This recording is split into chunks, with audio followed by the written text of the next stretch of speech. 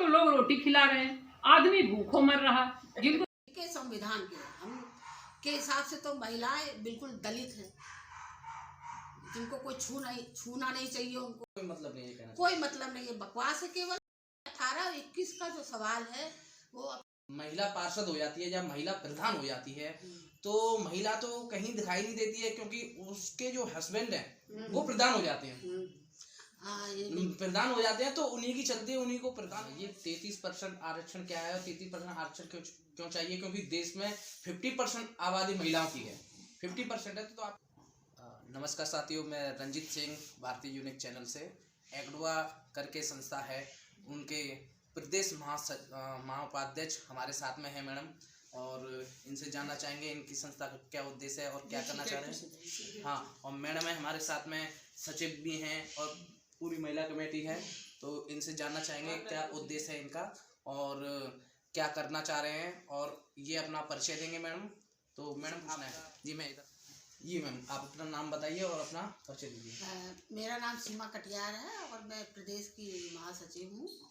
और हमारे एडवा की स्थापना देश की आज़ादी के बाद हुई, और हमारे एडवा का मूल मकसद जो है वो ये है कि समाज में हमको बराबरी का दर्जा दिया जाए, और समानता का जो हमारा नारा है, नारी मुक्ति, समानता और जनवाद। और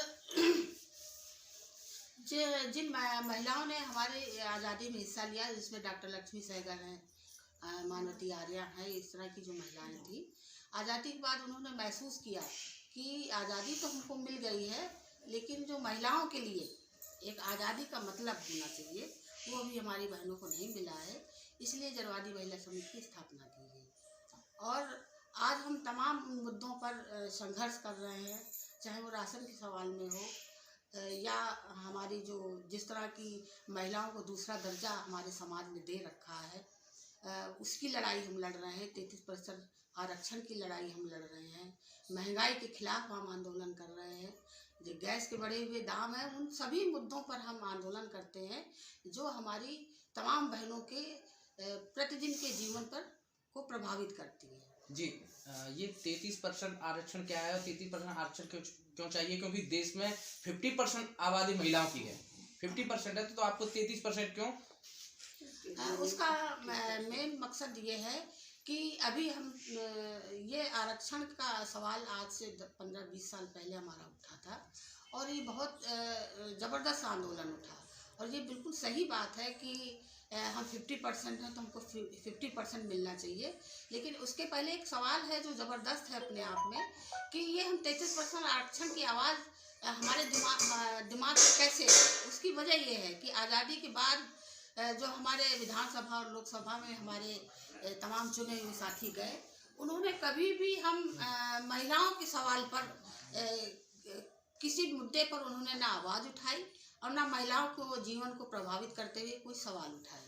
और तब हम लोग के दिमाग में हमारे जो वरिष्ठ नेतागण हैं, उन्होंने ये महसूस किया कि अब हमको विधानसभा और लोकसभा में भी अपना स्थान बनाना चाहिए, और उसके लिए हम लोगों ने लगातार संघर्ष किया, और ये मुद्दा फिर उभर के आ रहा है। और उसका एक फ़ायदा हमको कहीं से मिला है, क्योंकि हमें विधानसभा लोकसभा में नहीं मिला, लेकिन हमें पंचायत में और हमारे जो नगर निगम के चुनाव में जो आरक्षण मिला है, उसमें महिलाओं ने लड़ाई जीती है। और उसमें हम लोगों ने एक सर्वे किया कि अगर किसी क्षेत्र में हमारे पुरुष प्रधान हैं या नगर निगम में हैं, और जहाँ पर हमारे बहनें वहाँ चुन के गई हैं, तो उन्होंने उन पुरुषों से बेहतर काम किया है। उसकी वजह ये है कि महिलाओं को तो एक सबसे बड़ा जो अधिकार मिला हुआ कि वो किसी भी घर में जाकर उनकी समस्याओं को समझ सकती है, और महिला के पास कोई भी महिला कभी भी जाकर के उनके घर से अपनी परेशानियों को शेयर कर सकता है।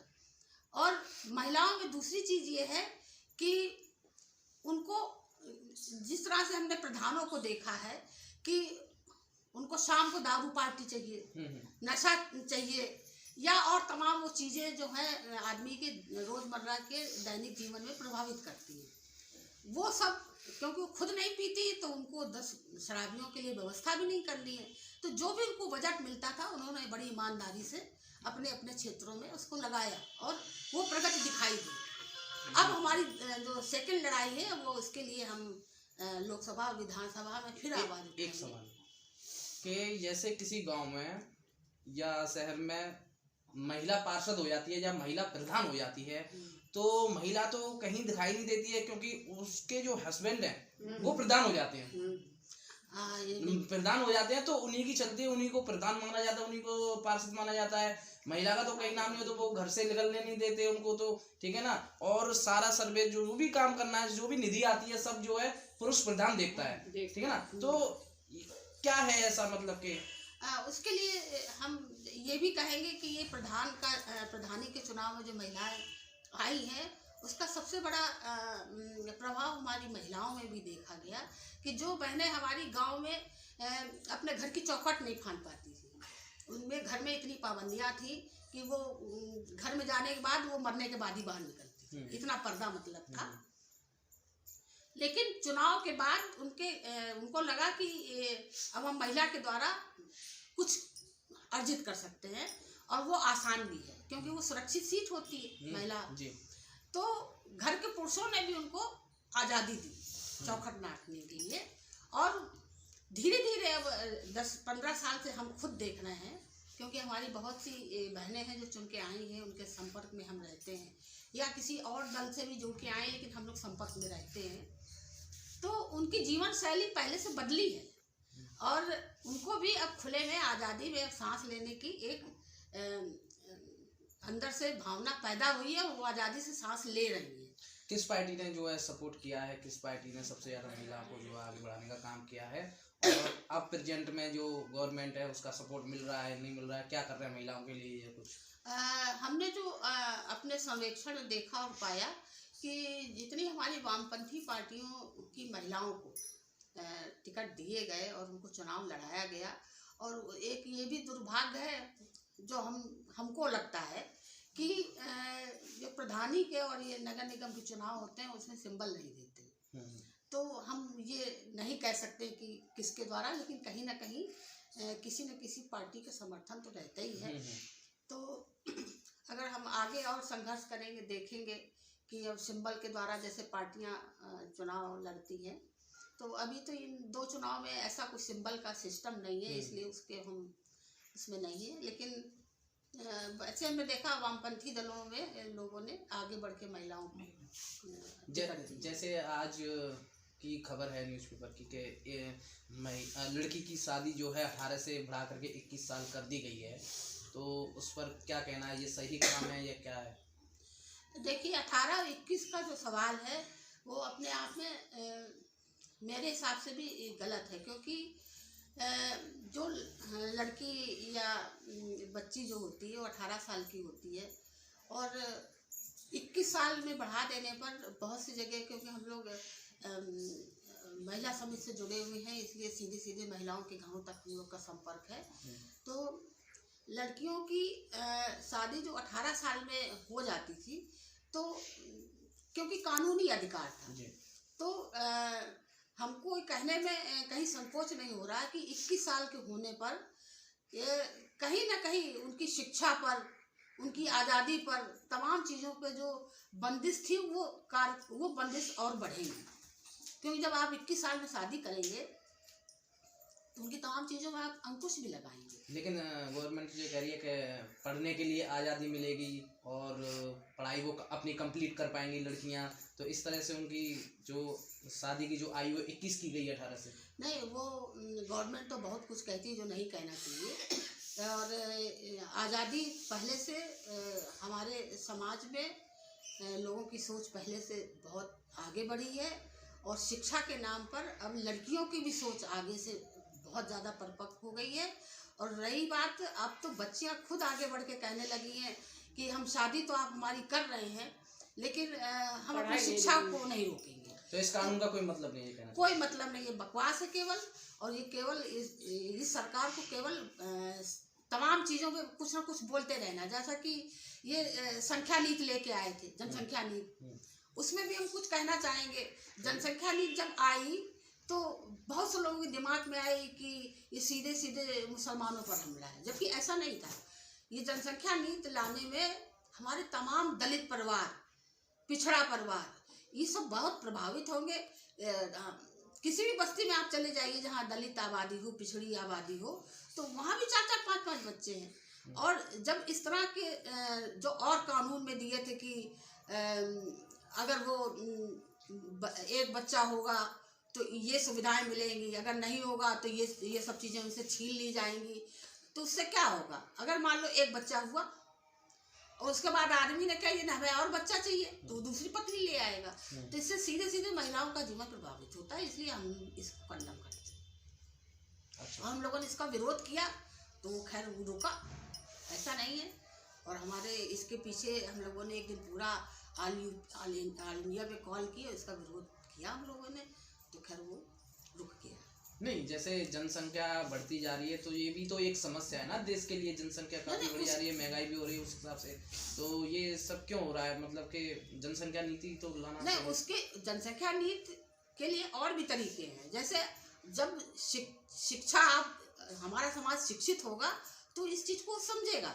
जैसे हमारा केरला है, उड़ीसा है, हमारे आगे जो जहाँ हमारी वामपंथी पार्टियाँ हैं, वहाँ पर उन लोगों ने तमाम वो मेडिकल सुविधाएं और स्कूल में इस तरह की शिक्षा देनी शुरू की और तमाम ऐसे सिस्टम बताया जा करके घरों में जा करके आंगनवाड़ी और आशा बहुओं के द्वारा कि कम बच्चे पैदा करने के लिए इस चीज़ की रोक लगाओ, इस चीज़ की रोक लगाओ।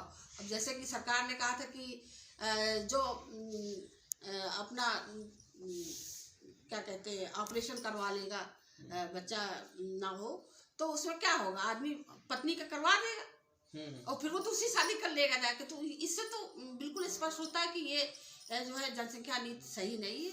इसके लिए हमें लोगों को शिक्षित करना पड़ेगा और तमाम वो चीज़ें हमें लोगों के घर घर तक पहुंचानी होगी, जिससे जो है जनसंख्या को कंट्रोल किया जाए। और उसके बहुत सारे तरीके भी हैं, उसको सरकार को अपनाना चाहिए। हमें मेडिकल सहूलियत देनी चाहिए और कोई ऐसा जैसे पहले देखा होगा आपने कि लोगों का ऑपरेशन करवाया गया, तो वो भी तरीका गलत था, लेकिन उसके और भी तरीके हैं ये जनसंख्या नीति को कंट्रोल करने के लिए। और सबसे ज़्यादा उसके लिए मेडिकल सुविधाएं देना, महिलाओं को कैंप लगा करके महिलाओं पुरुषों को जागरूक करना, इस तरह की कुछ व्यवस्था करनी चाहिए, जिससे हालांकि पहले से लोग जो है बहुत जागरूक भी हैं, खुद कहने लगे कि बच्चे कम होने चाहिए ताकि उनको हम सही शिक्षा दिला पाएँ, सही स्वास्थ्य दिला पाएँ। इसलिए शिक्षा स्वास्थ्य के नाम पर उनको कोई अभियान चलाना चाहिए जिससे हमारी जनता जागरूक। जी, कब से चल रहा है आपका ये संगठन? ये संगठन हमारा आज़ादी के बाद 1918 में, हाँ 18 में हमारी इसकी स्थापना हुई उत्तर प्रदेश में, और बाहर पहले से ही थी। और ये संगठन हमारे पूरे हिंदुस्तान में है। संख्या कम ज़्यादा, जैसे केरला और उड़ीसा में तो हमारी लाखों में, हमारी करोड़ों में मेंबरशिप है। हम लोग 5 रुपए की सदस्यता करते हैं, एक महिला को 5 रुपए लेके सदस्य बनाते हैं। उसका मूल मकसद ये होता है कि हमको पता होना चाहिए कि हमारे शहर में कितनी हमारी महिलाएं हैं। ये राजनीतिक दल है? ये राजनीतिक दल नहीं है, लेकिन हम लोग किसी न किसी राजनीति से जुड़े रहते हैं। अच्छा, किस राजनीतिक दल को सपोर्ट करते हैं? ये तो हम स्वतंत्र हैं, हम किधर जाएंगे और लेकिन अब जैसे मैं हूँ, मैं कम्युनिस्ट पार्टी को पसंद करती हूँ, इसलिए मैं उसकी सदस्य हूँ। और ये हमारा स्वतंत्र जन संगठन है और इसका स्वतंत्र संविधान है, हमारा स्वतंत्र बिल्कुल झंडा है, उसका बैनर अलग है, हम किसी पार्टी से जुड़े हुए नहीं हैं। ओके, तो आप यूपी चुनाव को किस तरह से देख रहे हैं? बीजेपी गवर्नमेंट क्या काम कर रही है, योजना पर योजना लाई जा रही है, किस तरह से इसको देखते हैं? और पार्टियों का क्या इसमें रुझान है, इसके बारे में बताइए। देखिए, क्योंकि हम एक महिला संगठन चलाते हैं और हिंदुस्तान के पैमाने पर चलाते हैं, इसलिए हम राजनीति भी करते हैं। और क्योंकि जब तक राजनीति को नहीं समझेंगे तब तक हम संगठन को भी नहीं चला पाएंगे। तो उसके लिए बीजेपी सरकार मेरे हिसाब से, हम वामपंथियों के हिसाब से बिल्कुल, और सीपीएम के हिसाब से बिल्कुल बकवास है। क्योंकि जितने भी ये लाए इनका मेन मकसद है धर्म का प्रचार करना और उसको जो है मनवाद को बढ़ावा देना है। और हम महिला समिति इसलिए इसका विरोध करते हैं कि अगर मनवाद हमारे हिंदुस्तान में लागू होता है तो इसका सीधे सीधे प्रभाव हमारी महिलाओं पर पड़ेगा, क्योंकि इनके संविधान के हिसाब से तो महिलाएं बिल्कुल दलित हैं, जिनको कोई छूना नहीं चाहिए उनको। महिलाएं दलितों की श्रेणी में है। हाँ, उनके संविधान की वजह से महिलाओं का बिल्कुल निचले स्तर पर उनका है, और उसमें वो किसी भी जात धर्म की हो। इसलिए हम बीजेपी को पसंद नहीं करते हैं, क्योंकि जहाँ पर हमारा अपना मान सम्मान ना हो तो ऐसे पार्टी को हम पसंद नहीं कर सकते। दूसरी बात, ये संविधान की लगातार धज्जियाँ उड़ाते हैं। बिना संविधान का किसी भी देश में हित नहीं हो सकता है, इसलिए संविधान को मानना चाहिए। और उनके संविधान में जैसे पिछली जो पार्टियां रही उन्होंने हमेशा जो है रोटी कपड़ा मकान का एक स्लोगन चलाया, जय जवान जय किसान। और इस पार्टी को तो आप देखिए तो किसानों का तो लगातार आपने देखा, वो तो उनकी एकजुटता थी कि वो जीत गए, और ये अच्छी बात है। फिर भी वो कुर्बानियां हुई 800 किसान से ज्यादा।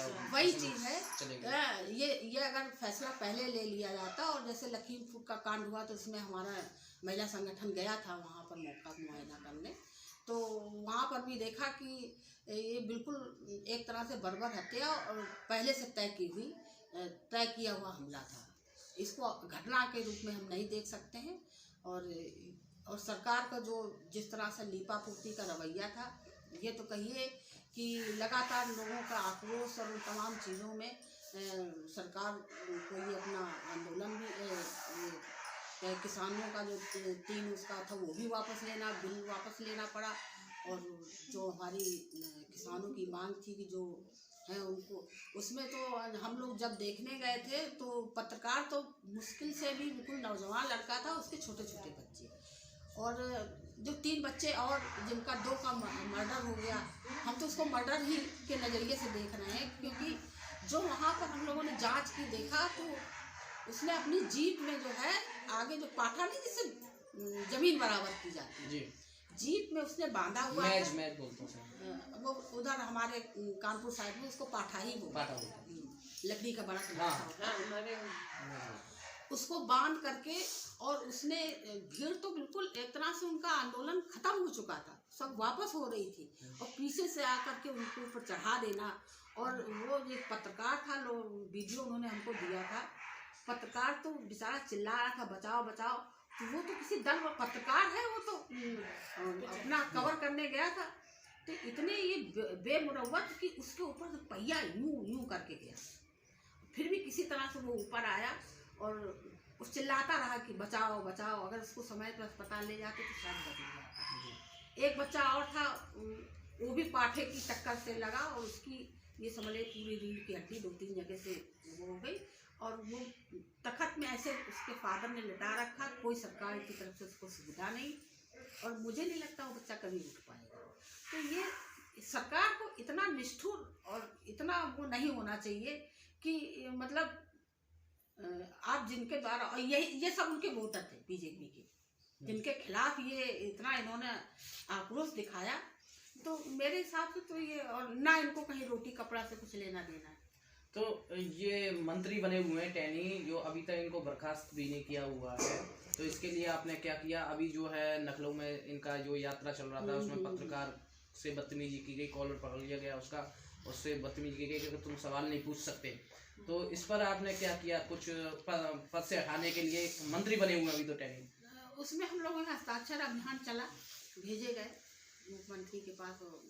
लेकिन आप भी जानते हैं कि ये सत्ता में इस टाइम जो हावी है लोग, वो किस टाइप के लोग हैं, कैसी उनकी सोच है, और ये एक बेशर्मी ही कही जाएगी कि इतना मंत्री का पद बहुत महत्वपूर्ण होता है, और साबित हो गया कि इसके बच्चे ने एक योजनाबद्ध तरीके से हत्या की है, तो टैनी की भी अपनी नैतिकता बनती कि उसको खुद इस्तीफा दे देना चाहिए।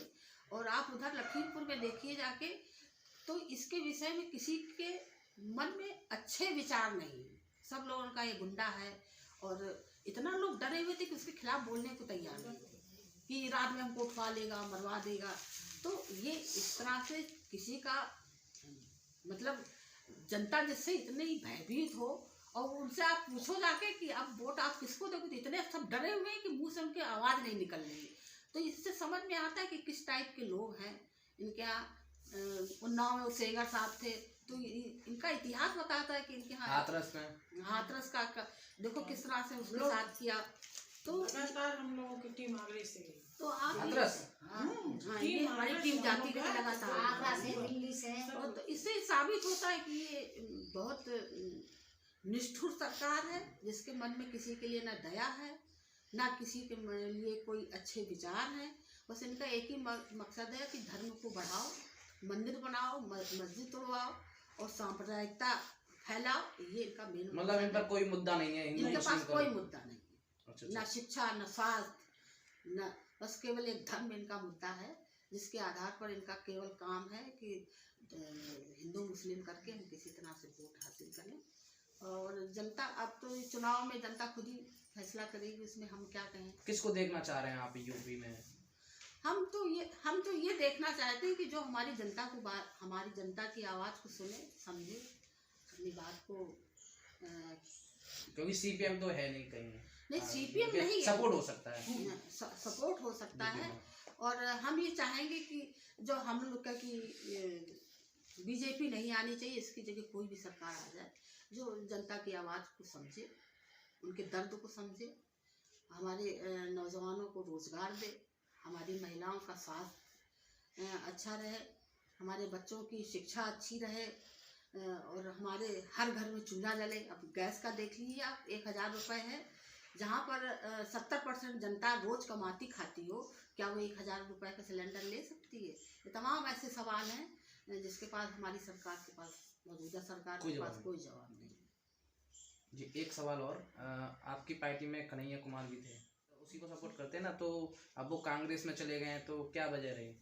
देखिए, हम लोग किसी भी दल को मुद्दों के आधार पर सपोर्ट करते हैं, इसलिए जो हमारे कन्हैया कुमार जी का काफी सपोर्ट हुआ था इधर से ना, ठीक है, जब वो आगरा से सपोर्ट था और हम लोग भी इसको पसंद करते थे क्योंकि वो नीतियों पे बात करता था।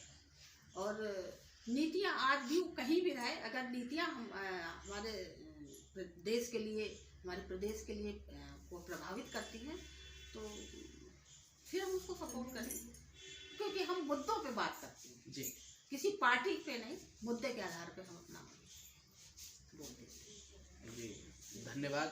और हमारे साथ में एक्डुआ के महासचिव, प्रदेश सचिव थी और इन्होंने बेबाकी से अपनी बात रखी और महिलाओं के लिए काफ़ी मेहनत करती हैं। इनका बहुत बहुत धन्यवाद हमारे चैनल पर।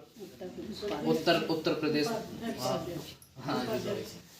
उत्तर प्रदेश उपाध्यक्ष एक्डुआ संस्था से हैं, तो सरोज जी, तो सरोज जी से हम जानना चाहेंगे क्या कुछ अपने विचार रखना चाह रहे हैं। मैं उत्तर प्रदेश उपाध्यक्ष हूँ और मेरा नाम सरोज सिंह है और बेसिकली मैं आगरे में रहती हूँ।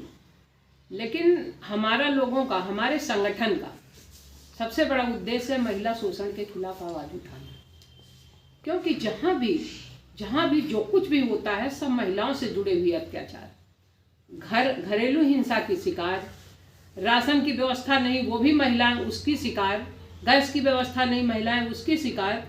तो जहाँ भी जो भी होता है उसमें महिलाएं ही पिसती हैं। इसलिए हमारा लोगों का उद्देश्य है कि हम जो भी सामाजिक जो कुरीतियाँ हैं, जो समाज में उठापटक है, उसके खिलाफ हम लोग खड़े हों।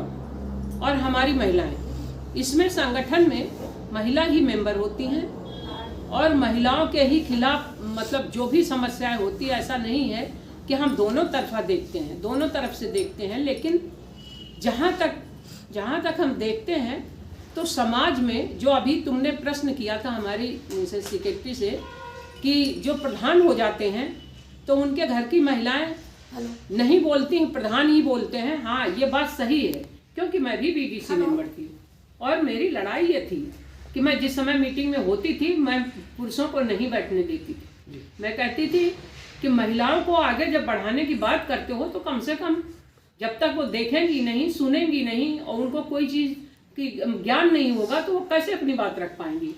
इसलिए समाज की जो सबसे बड़ी कि महिलाएं समझदार नहीं है, महिलाओं को कोई इतना बड़ा दर्जा भी नहीं है। महिलाएं जैसे पुरुष अपने को समझते हैं कि समाज में हम ही प्रधान हैं, लेकिन हम लोग, हमारा संगठन ये कहता है कि हम महिला पुरुष बराबर हैं। अगर पुरुष समाज में अपने काम करता है तो महिलाएं उससे भी ज़्यादा काम करती हैं, लेकिन महिलाओं के काम को कहीं आता नहीं जाता, देखा नहीं जाता। चाहे आप किसी भी क्षेत्र में देख लीजिए, घर से लेके मजदूरी तक, मजदूरी में भी महिलाओं को क्यों कम मजदूरी दी जाती? इसलिए दी जाती कि महिलाएं काम कम करती, जबकि पुरुष 10 घंटे बैठ के बीड़ी पिएंगे, हंसेंगे, बतलाएंगे, उनका कहीं वो नहीं होता। लेकिन महिलाएं जुटी रहती हैं, जब से जाती हैं तब से वो काम में जुटी रहती, उसके बाद भी उनका कहीं स्थान नहीं होता। तो हमारा संगठन ये कहता हमारा स्थान होना चाहिए, हमारा बराबरी का दर्जा होना चाहिए। जब हम बराबर के हिस्सेदार हैं, हम बराबर काम करते हैं, बराबर समाज में लगे हुए हैं, तो हमें बराबरी का दर्जा क्यों नहीं दिया जाता? तो इसलिए हमारा संगठन काफ़ी बढ़ चढ़ के इन समस्याओं के लिए लड़ता है और हर चीज़ में आगे रहता है। अभी तुम लोगों ने आगरा की भी समस्याओं को सुना होगा। हमारी सारी महिलाएं जूझती रहती हैं पानी की समस्या को लेके, राशन कार्ड की समस्या को लेके, गैस की समस्या को लेके, मतलब छोटी छोटी चीज़ों को लेके, और बड़ी बड़ी चीज़ें भी जो समाज में होती हैं उन सब के खिलाफ हमारी महिलाएं आवाज़ उठाती हैं और सफल भी होती हैं। और हमारा संगठन एडवा पूरे भारतवर्ष में है और हर जगह की महिलाएं संघर्ष करती हैं। और हमारे संगठन में सबसे बड़ी चीज़ है कि कोई सोचता हो कि इन महिलाओं को कुछ मिलता है, ये भी हमारे प्रश्न होते हैं। लेकिन हमारी महिलाओं को संगठन से क्या मिलेगा? हम ऐसी महिलाओं के बीच में काम करते हैं कि जो गरीब हैं, परेशान हैं, बिना पढ़ी लिखी हैं, वो हमारी क्या मदद करेंगी। लेकिन हम लोग ये चाहते हैं कि संगठन में हम जितना भी समाज के लिए कर पाएँ हमें करना चाहिए, और हम लोगों का ये उद्देश्य है और हम लोग इसे करेंगे और पूरा भी करेंगे। और संघर्ष तब तक करते रहेंगे जब तक हमारी बातें नहीं सुनी जाएंगी। इसलिए हमारे संगठन का उद्देश्य है संघर्ष करना। जनवादी महिला समिति का, और जनवादी महिला समिति आगे भी सफल रही है और सफल रहेगी। हमारे लोगों का किसी पार्टी और राजनीति का कोई इतना वो नहीं, हम लोगों का बस ये है कि समाज में जो लोग जिस लायक हैं, जो समाज में जिसको जो दर्जा मिलना चाहिए वो मिले, चाहे गरीब हो, चाहे अमीर हो, और चाहे कोई भी हो, सबको बराबर का हक मिलना चाहिए। इसलिए हम हक की लड़ाई लड़ते हैं। धन्यवाद। लेकिन एक सवाल ये भी है कि संगठन को सालों मेहनत करनी पड़ती है, 20 साल 50 साल, लेकिन जब राजनीतिक पार्टी बना लेते हैं वो अपनी, तो वो अपना 1-2 साल में ही अपना कोई भी प्रस्ताव ला करके महिलाओं की मदद ज़्यादा कर सकते हैं। राजनीतिक पार्टी इसके लिए आपको मतलब उसको सपोर्ट करना पड़ेगा, अपनी सत्ता लानी पड़ेगी। उससे ज़्यादा जो है, जो रोड पर संघर्ष करना पड़ता है, तो सत्ता आती है तब ज़्यादा आप जो है मदद कर सकते हैं। नहीं तो रोड पे हम संघर्ष इसलिए करते हैं। अब आगरा को स्मार्ट सिटी बनाने की बात करते हैं कि स्मार्ट सिटी, क्योंकि वो अब चाहते हैं कि अब फिर चुनाव आ गया, वो एक नया सा मुद्दा ढूंढ लाते हैं। जब चुनाव आता है तो धर्म का, राजनीति में धर्म को वो हरदम आडंबरों से, आप देखा नहीं, राम जन्मभूमि का मुद्दा हर चुनाव में आया, अब वो खत्म हुआ तो दूसरा मुद्दा ले आए, दूसरा खत्म हुआ, मतलब धर्म के ही नाम पे लोगों को ठग रहे हैं, लूट रहे हैं। और लोग जो है, जो धर्म के बहुत आडंबर पुजारी हैं, अरे ठीक है, धर्म है अपनी जगह, लेकिन समाज अपनी जगह है। हमें समाज की लड़ाई लड़नी चाहिए, ना कि धर्म की, क्योंकि चुनाव जब होते हैं तो वोट सभी लोग देते हैं, सिर्फ वही नहीं देते हैं कि जो पंडित हैं वही देंगे, या मतलब ठाकुर साहब हैं वही देंगे, ऐसा नहीं है। तो आपके लिए धर्म इम्पोर्टेंट नहीं है? नहीं, हमारे लिए धर्म इम्पोर्टेंट नहीं, हमारे लिए समाज इम्पोर्टेंट है, जिसके लिए हम लोग लड़ते हैं और जिसके लिए हमारी लड़ाई समाज की लड़ाई है। जब तक हमारे साथ समाज नहीं होगा, हम धर्म धर्म चिल्लाते रहेंगे तो धर्म से क्या हो जाएगा? हम धर्म से कोई वो तो नहीं हो जाएंगे, जो पाखंडी पुजारी जो पंडित होते हैं वो तो नहीं हो जाएंगे ना, हम तो जैसे के तैसे रहेंगे। उसका कोई हमारा उद्देश्य नहीं है। हमारा उद्देश्य ये है कि हमें अपनी लड़ाई, अपने समाज की लड़ाई हमें किस तरह लड़नी है। अब आगरा में आप चले जाओ, आगरा नर्क सिटी है, स्मार्ट सिटी की जगह में नर्क सिटी है जहां हम लोग रह रहे हैं। आप उन गलियों में चले जाओ, वहां के लोगों को देखो किस तरह से जी रहे हैं। अरे सिर्फ नाटक करने से क्या होता कि तुमने कह दिया आगरा स्मार्ट सिटी बन गई, तो तुम्हारे कहने से थोड़ी बन जाएगी। और जो छोटे छोटे काम वाले थे उनको भगा दिया सड़क से इसलिए कि स्मार्ट सिटी हो गई। अब भीतर नरक भरा हुआ है, नाले भरे हुए हैं, लोगों के घर में उफान आ रहा है गंदे पानी का, आप वहाँ बैठ नहीं सकते हो। हमारे लोहा मंडी में चले जाओ, लोहा मंडी से आए, लोहा मंडी में चले जाओ, इन लोगों के घर जाओ तो देखो नाले की कितनी बदबू इन लोगों के घर में भरी हुई, और उसके बावजूद कहते आगरा स्मार्ट सिटी हो गया। तो ये सब कुछ क्या है? ये सब कुछ क्या है? ये सब कुछ नाटक है। सिर्फ नाटक इसलिए दिखा रहे हैं कि अब चुनाव आ रहा है तो जो बड़े बड़े लोग हैं जिनकी गाड़ी फर्राटे से सड़क पे निकल रही है, उनको दिखाई देता है कि सब स्मार्ट सिटी बन गया, बड़े बड़े बैनर पोस्टर लगे हैं, और जो जूते चप्पल और छोटे छोटे काम करते थे, जो बैठे रहते थे सड़क पे गोलगप्पे बेचते थे, उनकी सबकी दुकानें उठा के फेंक दिया। सब्जी वालों की दुकानें उठा के फेंक दिया। अरे उनके बच्चे पल रहे थे उससे, तुम्हें क्या चिंता है? उनके बच्चों की चिंता नहीं है, सिर्फ तुमने जो है उज्ज्वला गैस के नाम पे लोगों को गैस दे दी। अब आज गैस की क्या कीमत हो गई कि गरीब आदमी तो खरीदेगा नहीं, बड़े आदमी खरीद लेंगे तो अपना जला। उनके घर में तो वैसे भी गैस बढ़िया जल रही थी और आज भी जलेगी। लेकिन तुमने समाज के उस तबके को, उस गरीब आदमियों को क्या दिया जो परेशान थे, और उससे भी ज्यादा वो परेशान। वो 80% हर महीने 500 रुपए दिए तो थे। हर महीने 500 रुपए में क्या होता है? 500 रुपए में 500 को दिए, 1500 को नहीं दिए तो क्या हुआ? नहीं, अब 500 को 500 रुपए दे दिए। 1500 लाइन लगा के सवेरे से औरतें खड़ी होती थी, सवेरे से औरतें लाइन लगा। अरे सरकार को चाहिए कि ये जो राशन बांटते हैं तो कम से कम उनको ये तो कभी तो जांच करवा लेनी चाहिए कि राशन कहाँ जाता है। कुत्तों को लोग रोटी खिला रहे हैं, आदमी भूखों मर रहा, जिनको राशन मिलना चाहिए उन्हें मिल नहीं रहा। बड़े लोग आते हैं गाड़ी चढ़ के, लाद लिया 4 बोरी और उनका राशन जा रहा। सरकारी नौकरी कर रहे हैं, पेंशन मिल रही, राशन जा रहा। अरे उनको राशन दो जिनको उस राशन की जरूरत है। लेकिन सरकार महंगाई पर भी ये तर्क देती है कि वैक्सीन फ्री लगा रहे हैं, राशन फ्री लगा रहे हैं, इसलिए डीजल पेट्रोल सब जो है महंगा कर रखा है। तो सरकार सिर्फ नाटक कर रही है ना। वैक्सीन फ्री लगा रहे हैं तो वैक्सीन तो फ्री मिल रहा है, कोई अपने घर से लगा रहे हैं। दूसरी चीज, राशन किसको फ्री दे रहे हैं? राशन उसको ही दे रहे हैं जो राशन लेने वाला नहीं है। उसका जवाब वो ये दे रहे हैं, और जो लेने वाला है उसको राशन नहीं दे रहे हैं। उसका ये जवाब ये दे रहे हैं कि जो हमने पेट्रोल डीजल के और इसके जो सिलेंडर के पैसे बढ़ाए हैं वो इसीलिए बढ़ाए क्योंकि हमें वैक्सीन फ्री में दे रहे हैं। ये इतने मकान है कि इनके पास सब चीज का जवाब, और सब चीज का पैसा इकट्ठा कर रहे हैं। जैसे गैस दिया है तो क्या गैस का पैसा नहीं दिया? लेकिन गरीब आदमी समझ भी नहीं पाया और उसके जो है वो हर महीने जो है उसका पैसा काटते रहे, और जब पूरा हो गया तो भाड़ में जाए सिलेंडर, कपड़े सूख रहे हैं, बहुत पड़ा है, तुम भरवा नहीं सकते हो इसलिए भरा नहीं जाता। बात की एक बात, ये जो सरकार है ये सरकार के अपनी जेब से दे रही है कि हम लोगों के कर के पैसे से चल रहा है। हम लोग माचिस भी खरीदते हैं, टैक्स इतना भरना पड़ता है कि जितनी पे मिलती हर दूसरा महीने टैक्स में भरो तो तुम्हारा घर नीलाम हो जाए। तो हम लोग के टैक्स के पैसे से चल रही है, और ये टैक्स सिर्फ हमें नहीं गरीब तक देते हैं। दवा पे, माचिस पे नहीं बोल रहे, माचिस पे, दवा पे, सब पे होता है। एक सवाल, जैसे कि सरकार बनने से पहले 2014 बनने से पहले स्मृति ईरानी नाम की एक महिला है जो मंत्री हैं आज केंद्र में, वो भी काफी रोड पर संघर्ष किया करती थी महिलाओं को लेकर, गैस लेकर के, सिलेंडर वगैरह रख करके। क्या आप ऐसे ही सत्ता में आने के बाद? नहीं, स्मृति ईरानी तो भैया वो तो नेता थी, वो तो बहुत बड़े लीडर की पिछलग्गू थी। हम लोगों को क्या, हम लोग तो आज भी सड़क पे भीख मांगते हैं और कल भी मांगूंगी। हम लोगों में परिवर्तन नहीं आएगा। हम लोग कोई भी, अगर अभी भूकंप आया था तो हम लोगों ने जिस तरह से उनके जो छोटी छोटी दुकानें रख के सड़क पे बैठे रहते हैं, हम उनके पास भी 5 रुपए लेने गए थे। तुम्हारे आगरा के बर्तन भंडार ने हमको 1 रुपया दिया था और वो बेचारे जो है 5-5 रुपए दे रहे थे, 10-10 रुपए दे रहे थे।